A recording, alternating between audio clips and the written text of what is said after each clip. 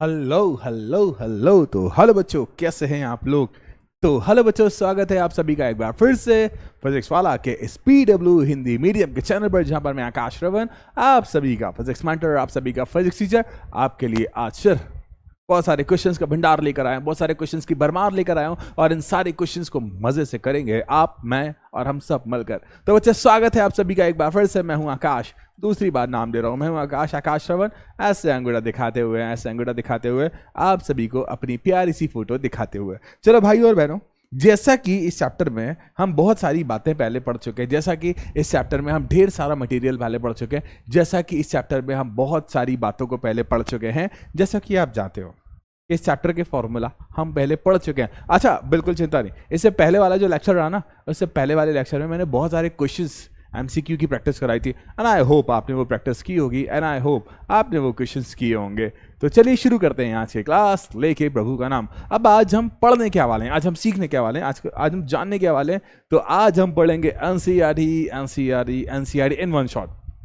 जितने भी क्वेश्चन है ना NCERT के, मतलब जितने भी नहीं, मैंने पूरे नहीं लिए, क्योंकि जब मैं ही पूरे कर दूंगा तो तुम क्या कर लोगे बच्चों, है ना? जब मैं ही पूरा कर दूंगा तो तुम क्या करोगे मेरे प्यारे बच्चों? तो मैं क्या करूं, कुछ क्वेश्चंस करवा कर लाया हूं और बाकी क्वेश्चन आपको करना है। तो आज हम पढ़ेंगे NCERT इन वन शॉट। ठीक है, क्या पढ़ेंगे बच्चे? NCERT in one shot. तो अब बिना समय व्यर्थ किए शुरू करते हैं आज की क्लास। देखो बेटा, बहुत लंबी क्लास नहीं होना है आज की कि 2 घंटा 3 घंटा, कुछ नहीं, कुछ 50 मिनट से लेकर 1 आवर तक की क्लास होगी, जिसके दौरान हम ढेर सारे क्वेश्चंस करेंगे, ढेर सारे। मैं कुछ करूंगा, मेरे से पहले आप क्वेश्चन सॉल्व कर लेना। देखो, मैं हमेशा कहता हूं कि जब भी आप किसी भी सब्जेक्ट की क्लास ले रहे हो ना, तो पहले पॉज करो और उस क्वेश्चन को सॉल्व करो। याद रखना, पॉज करो और फिर क्वेश्चन को सॉल्व करो। तो चलिए शुरू करते हैं आज की क्लास पहले क्वेश्चन के साथ। तो गुरुत्वाकर्षण का सार्वत्रिक नियम बताइए। तो एक भाई साहब थे जिनका नाम था न्यूटन।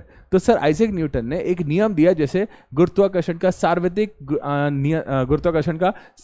नियम कहते हैं। तो इस नियम के अनुसार, वैसे मैं जानता हूं आप लोगों का मन हो रहा होगा आंसर देने का, यदि आपका मन हो रहा है ना तो हाँ बोलो, आंसर बोलो। ये गुरुत्वाकर्षण के सार्वत्रिक नियम के अनुसार कि किन्हीं भी दो द्रव्यमान पिंडों के मध्य, अर्थात एक पिंड ये रहा और एक पिंड ये रहा, इसका द्रव्यमान यदि है m1 और इसका द्रव्यमान यदि मैं मान लूं m2, इनके बीच की दूरी अगर मैं मान लूं r, तो इन दोनों के मध्य उन दोनों के बीच लगने वाला जो बल होगा ना, वो समानुपाती होगा m1 m2 के, दोनों के गुणनफल के, दोनों के द्रव्यमान के गुणनफल के समानुपाती होगा। और यही बल उनके बीच की दूरी के वर्ग, दूरी हम यहाँ पर r ले लेते हैं। अच्छा, घबराना मत, हो सकता है आपकी बुक में d दिया हो, डी से भी डिस्टेंस हो सकता है, आर से भी हो सकता है, तो बच्चे बिल्कुल घबराने की बात नहीं है। अच्छा, it is a central distance, centre to centre नापेंगे, क्योंकि gravitational force is a central force. अब बच्चे देखो, इनके बीच की जो दूरी है ना, उसके वर्ग के व्यस्क्रमानुपाती होता है ये नियम।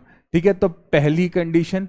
दूसरी कंडीशन, ये नियम कहता है कि दो पिंडों के मध्य लगने वाला गुरुत्वाकर्षण बल दोनों के द्रव्यमान के गुणनफल के समानुपाती तथा बीच की दूरी के वर्ग के व्यस्क्रमानुपाती होता है। अब हम क्या करते हैं, दोनों को जोड़ दें। ठीक है, दोनों को एक साथ लिखने पर, और यदि आप एक साथ लिखोगे ना बेटा, तो कुछ ऐसा मिलेगा, F proportional m1 m2 upon में r²। ठीक है, प्रोपोर्शनल हटाकर हमने यहां पर क्या लगा दिया, G। प्रोपोर्शनल हटाकर क्या लगा दिया बच्चे, G, जहां पर G एक नियतांक है, जिसे न्यूटन का तो नहीं, ये नियम ही न्यूटन का है, और इस नियतांक को बोला जाता है सार्वत्रिक, गुरुत्वाकर्षण का सार्वत्रिक नियतांक। ठीक है बच्चे, तो गुरुत्वाकर्षण का सार्वत्रिक नियम कहता है कि यदि दो पिंडों के मध्य लगने वाले गुरुत्वाकर्षण बल की अगर तुलना करना है या फिर गणना करना है, तो आप सार्वत्रिक गुरुत्वाकर्षण का नियम उठाकर लगा दो। ये नियम कहता है कि F समानुपाती m1 m2 और F व्यस्क्रमानुपाती 1/d²। ठीक है, इन दोनों को मिलाकर G एक नियतांक है। बेटा देखो, यहां पर हमने बल निकाला है ना, तो बल का मात्रक होता है न्यूटन। बल का मात्रक क्या होता है बच्चे, न्यूटन। चलिए आगे बढ़ते हैं बेटा। पृथ्वी तथा उसकी सतह पर रखी किसी वस्तु के बीच लगने वाले गुरुत्वाकर्षण बल का परिमाण ज्ञात करने का सूत्र ज्ञात कीजिए। बड़ा अच्छा फॉर्मूला है बेटा, बड़ा अच्छा क्वेश्चन है। ठीक है, देखो मान लो ये रही हमारी पृथ्वी, मान लिया हमने, ये रही हमारी पृथ्वी, पृथ्वी का केंद्र, ये रहा पृथ्वी का केंद्र, पृथ्वी के केंद्र, पृथ्वी का द्रव्यमान को मैं मान लेता हूँ कैपिटल आर और इसकी त्रिज्या को मान लेता हूँ बेटा आर, इसके केंद्र को हम मान लेते हैं ओ।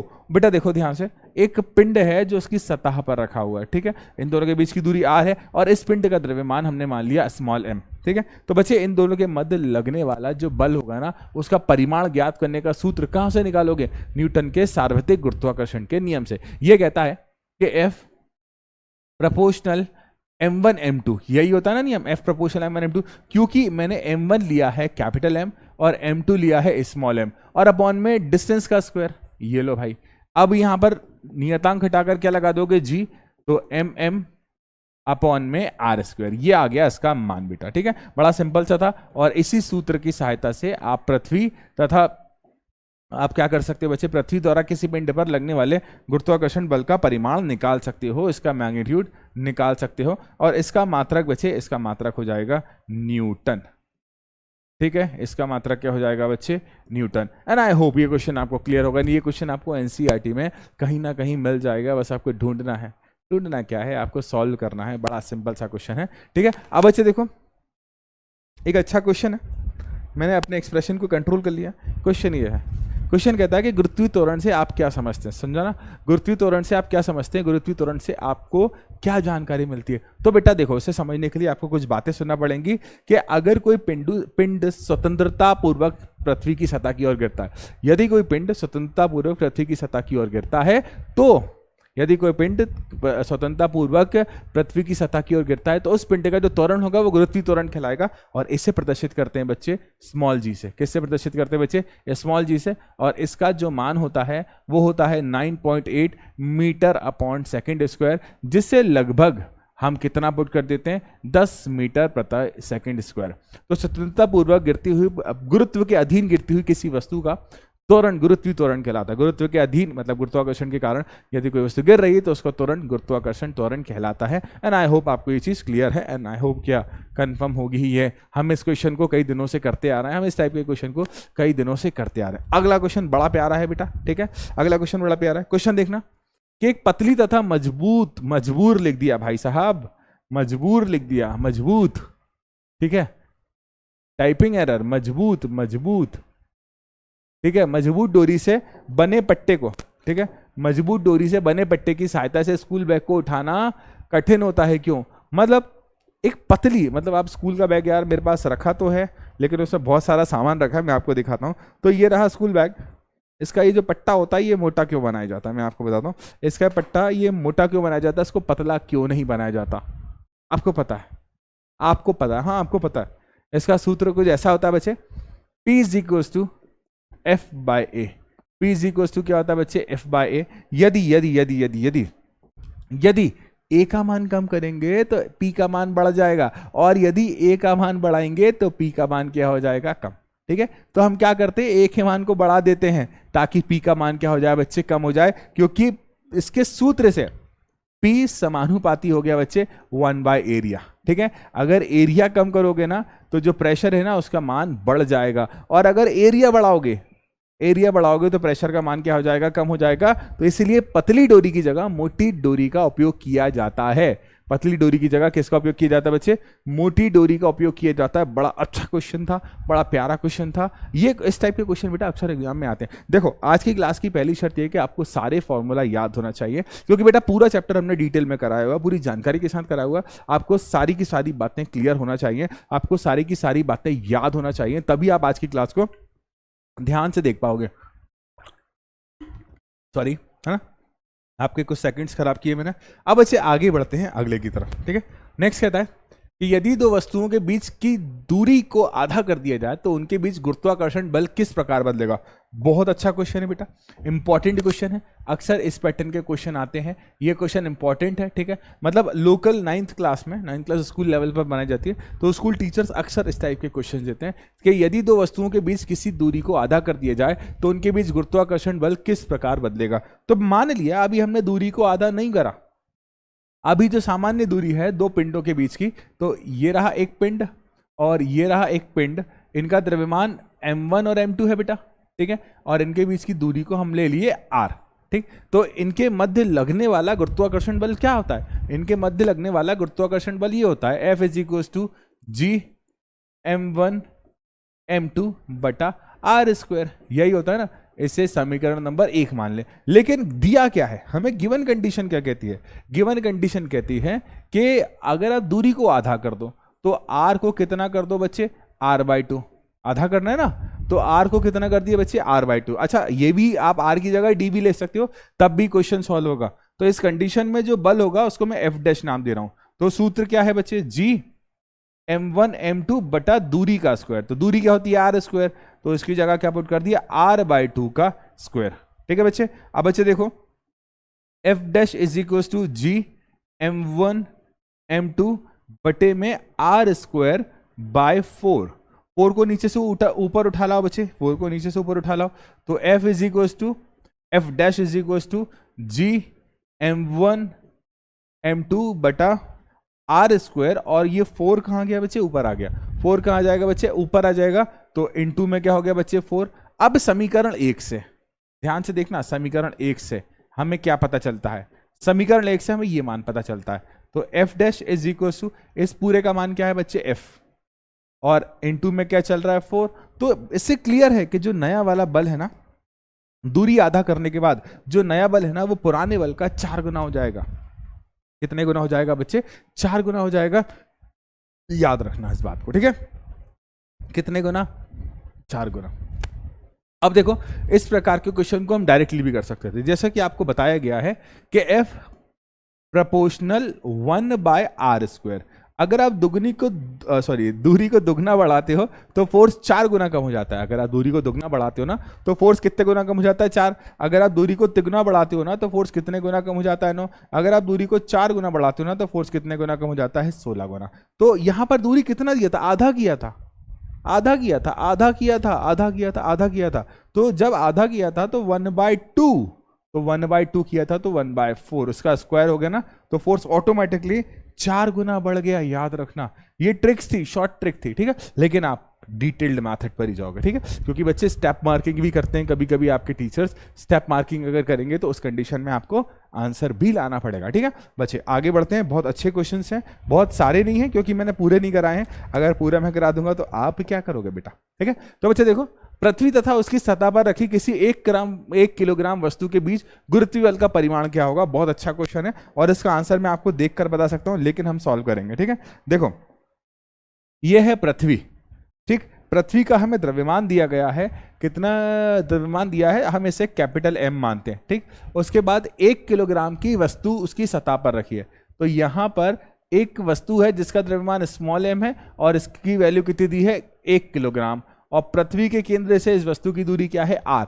याद रखना, गुरुत्वाकर्षण में हम जितने भी क्वेश्चंस करेंगे ना, जितनी भी दूरियां नापेंगे ना, वो सदैव केंद्र से नापेंगे। क्यों नापेंगे? क्योंकि जो गुरुत्वीय बल होता है ना, वो केंद्रीय बल होता है, वो हमेशा केंद्र के सापेक्षी मेजरमेंट करके नापा जाता है। तो बच्चे देखो, यहां पर हमें वस्तु का द्रव्यमान कितना दिया है बच्चे? 1 kg। कितना दिया हुआ बच्चे? 1 kg। और पृथ्वी का द्रव्यमान अर्थात कैपिटल M का मान कितना दिया है? 6 गुणा 10 की पावर 24 kg, ठीक है? और पृथ्वी की त्रिज्या कितनी दी है बच्चे? R is equal to 6.4 into 10 की पावर 6 मीटर, ठीक है? अब बच्चे देखो, हमें बल निकालना है, तो बल का सूत्र क्या है? बल is equal to GMM upon में r², ठीक है? तो G का मान 667 होता है, लेकिन आप 6.6 ही पुट करो, ज्यादा डेप्थ में कैलकुलेशन नहीं। 6.67 इंटू M की वैल्यू कितना? M की वैल्यू 6 इंटू 10 की पावर 24, और स्मॉल m की वैल्यू तो 1 दी है, और अपॉन में त्रिज्या 6.4 इंटू 10 की पावर 6। मैं आपको आंसर ऐसे दे सकता हूं, और आपको आंसर ऐसे ही बताऊंगा। इसका आंसर आएगा लगभग 9.8 न्यूटन। कितना आएगा बच्चे? 9.8 न्यूटन। देखो, मैंने इसमें एक अपने दिमाग से शॉर्ट ट्रिक लगा दी कि यदि M1 को हम क्या, देखो M1 को 1 kg कर देते हैं तो ये कुछ ऐसा आ जाता है, F is equal to GM upon R², ठीक है? तो F, और ये सूत्र किसका होता है? गुरुत्वीय त्वरण का। तो गुरुत्वीय त्वरण बल के बराबर हो गया था। तो मैंने ये ट्रिक दिमाग में लगा ली थी, तो इस वजह से मैंने 1 सेकंड के अंदर क्वेश्चन को देखते से ही मैंने आंसर दे दिया।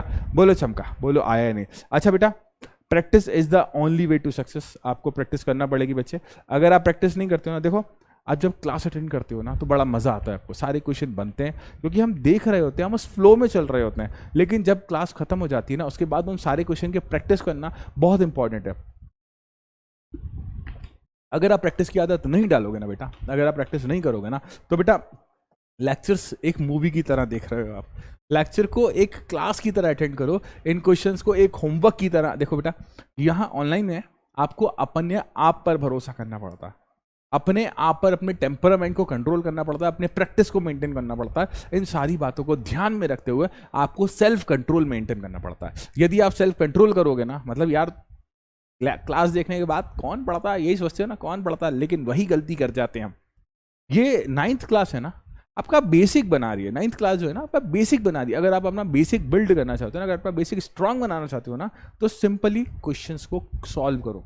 9th क्लास जो होती है ना, आपके माइंड को डेवलप करने वाली क्लास है। देखो मैं जानता हूँ कि आप में से जितने भी बच्चे हैं ना, काफ़ी बच्चों के बड़े बड़े, काफ़ी क्या सभी के सपने बहुत ऊंचे होंगे, और उन ऊंचे सपनों को पूरा करने का इकलौता तरीका है, वो है मेहनत।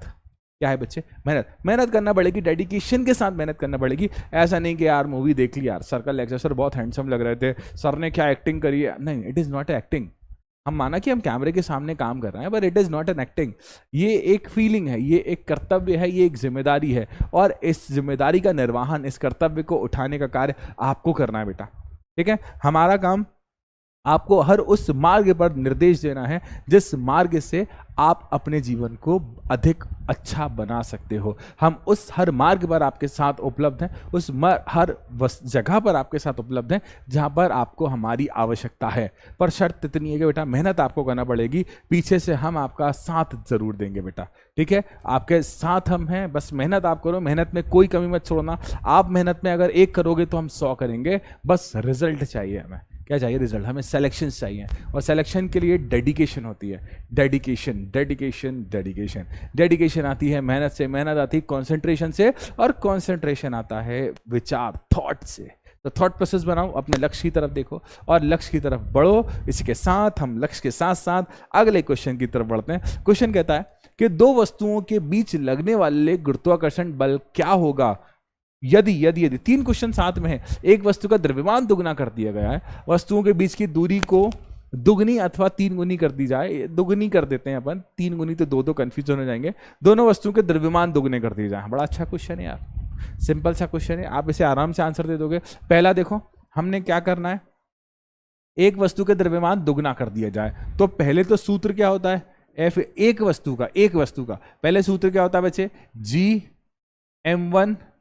Gm1m2 बटा आर स्क्वायर। ठीक है ना। अब हमने करा क्या, एक वस्तु का द्रव्यमान दोगुना कर दिया, तो m डैश को क्या कर दिया बच्चे, m को हमने क्या कर दिया, 2m कर दिया। ठीक है, m को क्या कर दिया बच्चे, 2m कर दिया। तो इस स्थिति में जो बल है ना, उस बल का मान क्या हो जाएगा, तो g m की जगह, m1 की जगह हम क्या पुट कर देंगे बच्चे, 2m1। दुगना कर दिया हमने, m1 है बेटा, ये मैंने लिखना भूल गया था, और m2 यहीं रहने दो, और अपॉन में क्या आ रहा है, आर स्क्वायर। ठीक है, तो f डैश अपनी जगह है, ठीक, 2 अपनी जगह है, g m1 m2 बटा आर स्क्वायर। अरे ये जो मान है ना, ये जो मान दिख रहा है ना आपको, ये वाला मान किसका है, f का। तो जो नया बल है ना, पुराने बल से कितना हो जाएगा, दुगना हो जाएगा। नया बल है ना, पुराने बल से कितना हो जाएगा बच्चे, दुगना हो जाएगा। क्लियर। अब दूसरे वाले क्वेश्चन को देखो, पहले आप खुद सॉल्व करने की कोशिश करो। दूसरा क्वेश्चन क्या कहता है कि वस्तुओं के बीच की दूरी को दुगनी अथवा तिगुनी कर दिया जाए। तो उसको हम सिर्फ दुगनी कर देते हैं, 3 गुनी, तो ये तो कंफ्यूजन हो जाएगा, सिर्फ दुगनी कर देते हैं। ठीक है बेटा। तो बच्चे देखो, यदि हम वस्तुओं के बीच की दूरी को दुगनी नहीं करते हैं, तो इस स्थिति में पहले बल का सूत्र क्या होता है, ये सेकंड सॉल्व कर रहे हैं बच्चे। पहले बल का सूत्र क्या होता है, F = G m1 m2 बटा आर स्क्वायर। ठीक है, अब बच्चे हमें क्या करना है, बीच की दूरी को दुगनी कर देना है। तो R जो है ना वो कितना हो जाएगा, 2R हो जाएगा। इस स्थिति में जो बल है ना, उसको F डैश नाम दे दें। सूत्र क्या होता है, G m1 m2 बटा आर स्क्वायर। आर की जगह क्या पुट कर देंगे, 2R स्क्वायर। ठीक है, तो ये पुट कर दिया 2R स्क्वायर। ठीक। तो F dash is equal to G m1 m2 बटा 2 2 जा 4r स्क्वायर, ठीक है। तो बच्चे देखो F dash is equal to G m1 m2 by R square, G m1 m2 by R square, ये क्या हो गया बच्चे f बाय 4। तो 4 बल कितने गुना कम हो जाएगा, 4 गुना कम हो जाएगा। कितने गुना कम हो जाएगा बच्चे, 4 गुना कम हो जाएगा। तीसरा कहता है कि दोनों वस्तुओं के द्रव्यमान दुगने कर दिए जाएं। तीसरा कहता है कि दोनों वस्तुओं के द्रव्यमान दुगने कर दिए जाएं। तो अब देखो F is equal to G m1 m2 बटा आर स्क्वायर, ठीक है। तो m1 का मान कितना दुगना हो गया, मतलब 2m हो गया। m2 का मान कितना हो गया, दुगना हो गया, मतलब कितना हो गया, 2m2 हो गया, ठीक है। तो इस स्थिति में जो बल है F1 G, m1 की जगह क्या पुट करेंगे हम, 2m1, m2 की जगह क्या पुट करेंगे, 2m2, और अपॉन में क्या आ रहा है बच्चे, आर स्क्वायर, ठीक है। तो 2 2 जा 4 G m1 m2 बटा आर स्क्वायर, ठीक है। तो F dash is equal to 4 और G m1 m2 by R square, that is हो गया फोर्स। तो लो भाई फोर्स कितने गुना हो गया, 4 गुना। मुझे पता है ये क्वेश्चन आपने मुझसे पहले सॉल्व किया होगा, मैं जानता हूं ये क्वेश्चन आपने मुझसे पहले सॉल्व किया होगा। और यदि आपने मुझसे पहले सॉल्व किया है ना, तो आप मानो आपने चैप्टर में जितनी मेहनत करी ना, वो मेहनत सफल हो गई बेटा।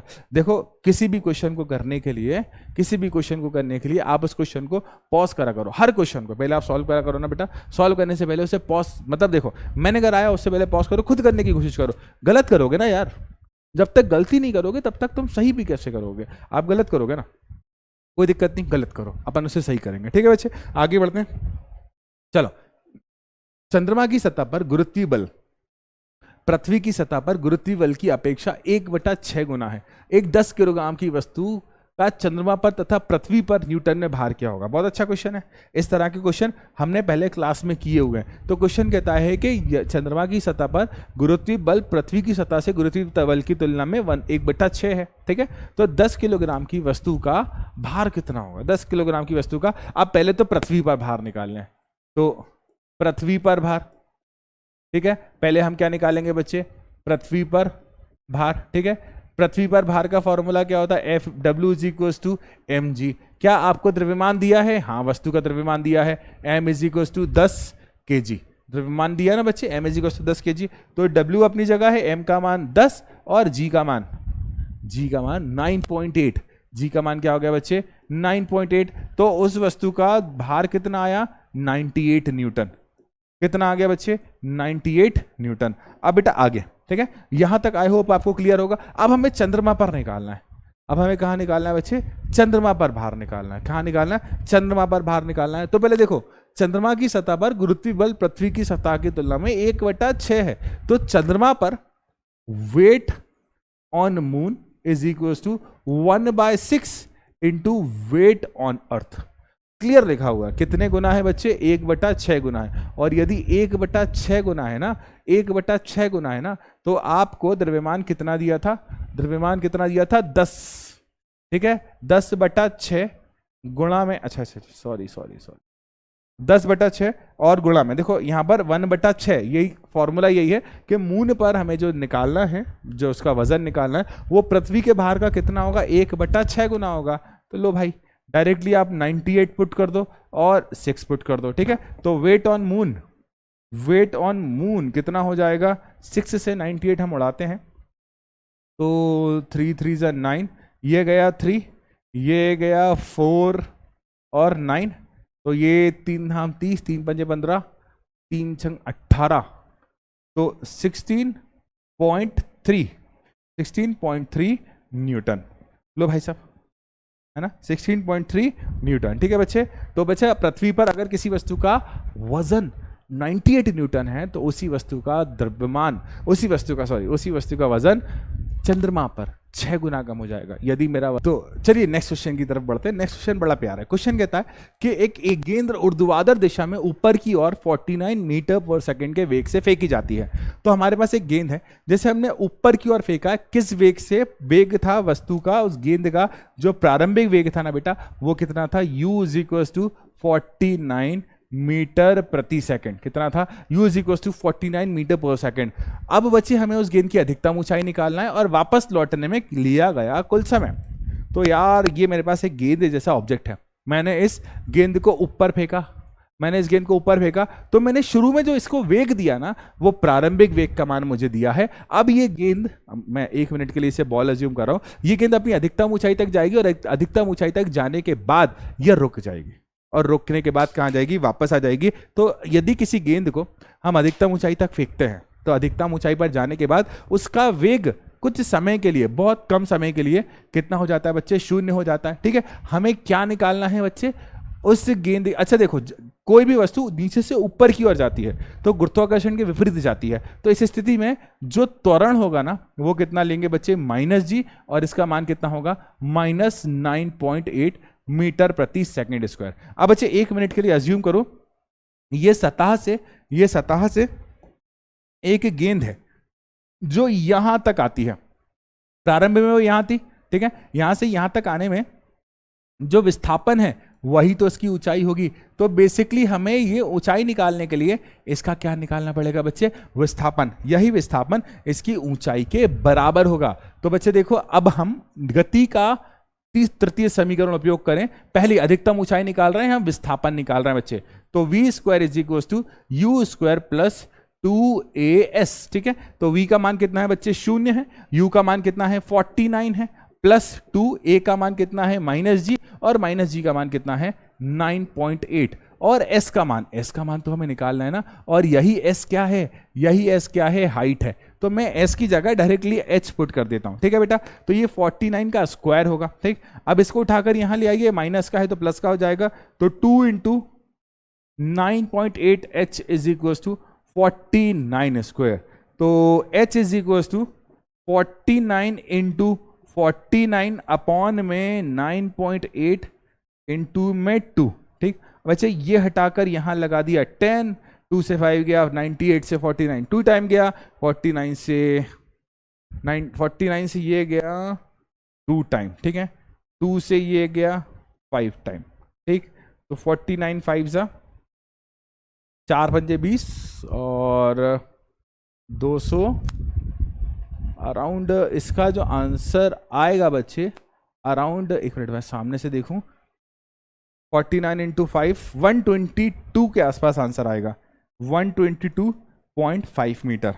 तो अप्रोक्स आंसर यही आएगा, क्रॉस चेक कर लेना, वैसे यही है, कंफर्म यही है, ठीक। थोड़ी बहुत मैथ्स मुझे कैलकुलेशन करना आती है, तो मैं ऐसे फिंगर टिप्स पर कैलकुलेशन कर लेता हूँ, आप भी सीखो, वक्त आने पर ये आपका समय बहुत बचाती है, ठीक है। अब हमें निकालना है बच्चे समय, ठीक है। v है आपके पास, ठीक है, u है आपके पास, a है आपके पास, और t निकालना है ना। क्या क्या है, v है आपके पास, u है आपके पास, g है आपके पास, t निकालना है। तो गति का समीकरण लगा दो यहाँ पर। गति का समीकरण क्या है, v = u + gt। v का मान कितना है, 0, u का मान कितना है, 49, g का मान कितना है, -9.8, और t का मान हमें निकालना है। तो t × 9.8 = 49, ठीक है।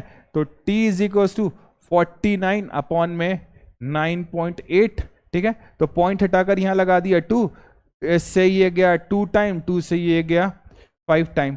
तो टाइम की जो वैल्यू आ रही है, 49 से 2 गया, 2 से, ठीक है, 5 2 = 10,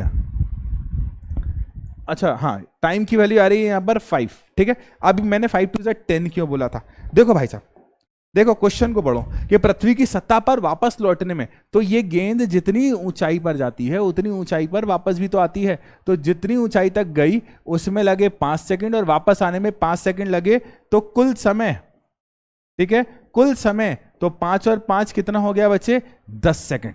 5 और 5 कितना हो गया बच्चे, 10 सेकंड। तो कुल समय कितना लगा इसे, 10 सेकंड, क्योंकि जितनी देर में ये ऊपर गई उतनी देर में ही नीचे भी तो आई, तो दोनों का कुल समय जो लगा वो लगा तकरीबन 10 सेकंड। चलिए आगे बढ़ते हैं, एक इस क्वेश्चन को आप करें, मैं आप जब तक एक यहां से वहां तक का चक्कर लगाता हूं, उतनी देर में क्वेश्चन कर लेना।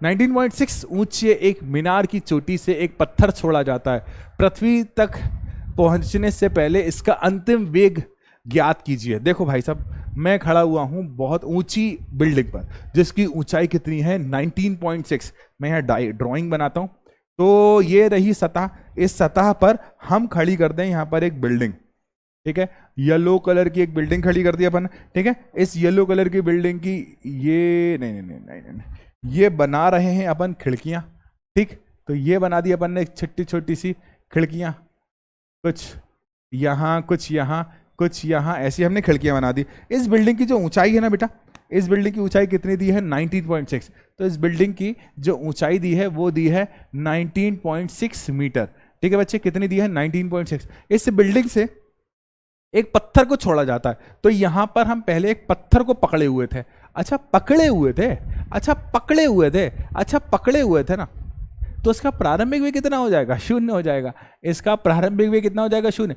अब जब ये जमीन पर टकराती है यहां पर, इसका अंतिम वेग हमें निकालना है कि अंतिम वेग कितना होगा, ठीक है, प्रारंभिक वेग शून्य होगा और अंतिम वेग हमें निकालना, और कुल विस्थापन हमें दिया हुआ है 19.6। तो बच्चे देखो u का मान हमें कितना दिया है, शून्य, v का मान हमें ज्ञात करना है, विस्थापन दिया है s इज इक्वल टू कितना 19.6। अरे इतना ही तो चलेगा, ये आप पत्थर को यहां से छोड़ोगे तो ऊंचाई के बराबर ही तो दूरी तय करेगा, और जब ये नीचे की तरफ गिर रहा है तो गुरुत्वीय त्वरण कितना लिया जाएगा, 9.8 मीटर प्रति सेकंड स्क्वायर, ठीक है, v स्क्वायर निकालना है आपको, v का मान निकालना है। तो बेटा देखो v square is equal to U square plus 2as, ठीक है, v का मान हमें निकालना है, u का मान शून्य, 2 अपनी जगह है, a का मान 9.8 और s का मान कितना है 19.6, ठीक है, तो v square is equal to 2, और अच्छे से लिख देते हैं यार, तो v square is equal to 2 into 9.8 into में 19.6, जब मैं 9.8 का मल्टीप्लाई करूंगा ना 2 से, तो यहां आंसर आएगा 19.6 और इंटू में 19.6, तो v स्क्वायर है, तो स्क्वायर लो भाई, स्क्वायर ऑटोमेटिकली आ गया, तो v is equal to 19.6 metre per second. तो वो जो क्या थी, पत्थर जो था ना 19.6 के वेग से पृथ्वी की सतह पर टकराएगा, याद रखना, किस वेग से 19.6, ठीक है। अब बच्चे देखो अगला क्वेश्चन, अराउंड कुछ ही क्वेश्चन बचे हैं, ज्यादा क्वेश्चन नहीं है, 6 क्वेश्चन बचे होंगे। इस नेक्स्ट क्वेश्चन को पहले करो कि कोई पत्थर ऊर्ध्वाधर दिशा में ऊपर की ओर फेंका जाता है, ऊर्ध्वाधर दिशा मतलब ऊपर की ओर हमने इस पत्थर को फेंका, और इसका वेग कितना दिया है बच्चे, 40 मीटर पर सेकंड, इस वेग से ऊपर फेंका गया है। यदि g का मान 10 मीटर प्रति सेकंड है, तो बच्चे ग्राफ की सहायता से, यार हम ग्राफ की सहायता से नहीं करते इसे, हम इसे सामान्य तरीके से कर लेते हैं। तो पत्थर द्वारा तय की गई अधिकतम ऊंचाई ज्ञात करना है, पत्थर द्वारा तय की गई अधिकतम ऊंचाई ज्ञात करना है, मतलब सेम डायग्राम हमने भाई पत्थर को नीचे से ऊपर फेंका, पत्थर अपना जितना विस्थापन तय करेगा वही तो उसकी अधिकतम ऊंचाई होगी। अब हमें प्रारंभिक वेग दिया है और अधिकतम ऊंचाई पर जाकर इस पत्थर का वेग कितना हो जाएगा, शून्य हो जाएगा, इस पत्थर का वेग कितना हो जाएगा, शून्य। और एक चीज और, ये पत्थर ऊपर की ओर फेंका जा रहा है, पत्थर ऊपर की ओर फेंका जा रहा है, तो g का मान किस में लेंगे अपन, माइनस में, ठीक है। हमें निकालना है क्या, सबसे पहले अधिकतम ऊंचाई निकालना है, तो अधिकतम ऊंचाई क्या है बच्चे, v square is equal to U square plus 2ah, ठीक है, और a की जगह मैं डायरेक्टली पुट कर रहा हूं g, v का मान 0, u का मान कितना दिया है 40, इंटू में मैं लिख दूं 40 प्लस 2, g का मान माइनस का 10 और h का मान हमें निकालना है, यही निकाला ना h का मान। तो बेटा इसे हम उठाकर यहां ले आएंगे, ठीक, तो 2 into 10 20h is equal to 40 into 40, ठीक, तो h is equal to 40 into 40 upon में 20, ठीक, h का मान कितना आया, h का मान कितना 80 मीटर आ गया ना, h का मान कितना आ गया 80 मीटर। ये लो, आज मैं बड़े आराम से पढ़ा रहा हूँ, आज मुझे कोई कॉन्सेप्ट पढ़ाना नहीं है ना, सिर्फ क्वेश्चन सॉल्व करवाना है आप लोगों को, बड़ा मजा आ रहा है मुझे आज, ठीक है। अब बच्चे देखो नेट विस्थापन, अरे यार विस्थापन निकाला है ना, ठीक है, विस्थापन, ये पत्थर यहां से यहां गया और घूमकर वापस आ गया, जहां था वहीं रह गया ना, जहां था वहीं रह गया ना, अर्थात विस्थापन, वो पत्थर अपने पूरे मोशन के दौरान, पूरी गति के दौरान वापस वहीं आ गया जहां पर शुरू किया था, तो जहां से उसने शुरू किया था, और अगर वहीं आ गया तो वो होगा उसका विस्थापन, वो क्या होगा बच्चे, उसका विस्थापन। अब बच्चे दूरी, ठीक है, तो दूरी कैसे निकालोगे इसकी, ठीक। तो बच्चे देखो ये पत्थर पहले ऊपर गया और फिर नीचे आया, तो बच्चे ऊपर गया और नीचे आया, तो ऊपर गया कितनी दूरी ऊंचाई आई है बच्चे 80 मीटर, तो ये 80 मीटर ऊपर गया और 80 मीटर नीचे आ गया, ठीक है। तो 80 मीटर और 80 मीटर कितनी आ रही है 160 मीटर। लो भाई साहब, बड़ा सिंपल और प्यारा क्वेश्चन था, ठीक। अगले क्वेश्चन की तरफ बढ़ते बेटा। लो ये क्वेश्चन पहले आप सॉल्व करने की कोशिश करिए। क्वेश्चन कहता है कि पृथ्वी तथा सूर्य के बीच गुरुत्वाकर्षण बल की परिकल्पना कीजिए। मतलब पृथ्वी तथा सूर्य के बहुत बड़ा मान आएगा बच्चे, ये पृथ्वी तथा सूर्य के मध्य बहुत बड़ा गुरुत्वाकर्षण होता है बच्चे, ठीक है। तो बच्चे देखो, यदि पृथ्वी का द्रव्यमान 6 × 10⁻24, सूर्य का द्रव्यमान 2 × 10⁻30 और दोनों के बीच की औसत दूरी 1.5 × 10⁻11 है। चलिए करते हैं भाई साहब, ठीक है। तो बेटा देखो, पृथ्वी तथा सूर्य के मध्य गुरुत्वाकर्षण बल की तुलना करना है। जब हमें पहले वाले पिंड, पहला पिंड क्या दिया है पृथ्वी, इसका द्रव्यमान कितना दिया है 6 × 10⁻24 kg, ठीक है। और दूसरा पिंड जो हमें दिया है सूर्य, तो m2 का मान कितना दिया है 2 × 10⁻30 kg, ठीक है। और औसत दूरी कितनी दी है बच्चे, r = 1.5 × 10⁻11 मीटर, ठीक। हमें इनके मध्य लगने वाले गुरुत्वाकर्षण बल के क्या मान ज्ञात करना है। तो F = G m1 m2 बटा r², ठीक है। तो F अपनी जगह है, ठीक। G का मान 6.6 × 10⁻11, m का मान 6 × 10⁻24, m2 का मान 2 × 10⁻30 अपॉन में दूरी का मान r का स्क्वायर है, तो मैं ऐसा लिख रहा हूं बेटा 1.5 × 10⁻11, यही दिया ना, हाँ 1.5 × 10⁻11 इंटू 1.5 × 10⁻11। अब बेटा देखना ध्यान से, इस तरह की कैलकुलेशन को करने का तरीका ये है कि सारी 10 की पावर को एक तरफ रख लो, सारी 10 की पावर को एक तरफ रख लो, तो 10 की पावर बहुत दूर हो जाएगा ये, 10 की पावर -11 इंटू 10 की पावर 24 इंटू 10 की पावर 30 अपॉन में ये 10 की पावर क्या है बच्चा 11 इंटू 10 की पावर क्या हो गया बेटा 11। अब इन वैल्यू को रख लो 6.6 इंटू 6 इंटू 2 और अपॉन में 1.5 इंटू में 1.5, तो 1.5 से 1.5 पॉइंट हटाकर यहाँ क्या लगा देंगे 10 की पावर 2 और यहाँ से पॉइंट हटाकर हम लगा देंगे 10, तो 10 की पावर 1। तो by solving this F = 66 into 6, तो 15 इंटू 15 225, ठीक है। तो 225, तो 66 इंटू 12, ठीक, और इंटू में ये आएगा 24 25 26 और 30 56, 26 और 30 56, 56 में से 11 गए, 56 में से 11 गए 45 और 11 22 और 1 23, 45 में से जब 23 गए तो 10 की पावर 22, ठीक है। तो F = 225 66 इंटू 12 660 और फिर 66 132, तो 660 और 132 700 और अराउंड 225 3.5 इंटू 10 की पावर 22 न्यूटन, ठीक है। अराउंड यही आंसर, अराउंड या कंफर्म यही आएगा भाई, कैलकुलेशन पे भरोसा है अपने को, कैलकुलेशन पे भरोसा है अपने को, ठीक है। बिल्कुल सेम आंसर यही आएगा, सेम आंसर यही आएगा, करके देख लेना। चलो अगले क्वेश्चन की तरफ बढ़ते हैं कि 500 ग्राम के एक क्या दिया है बच्चे, मोहरबंद पैकेट का आयतन 350 सेंटीमीटर क्यूब है। मोहरबंद का मतलब सील पैक है।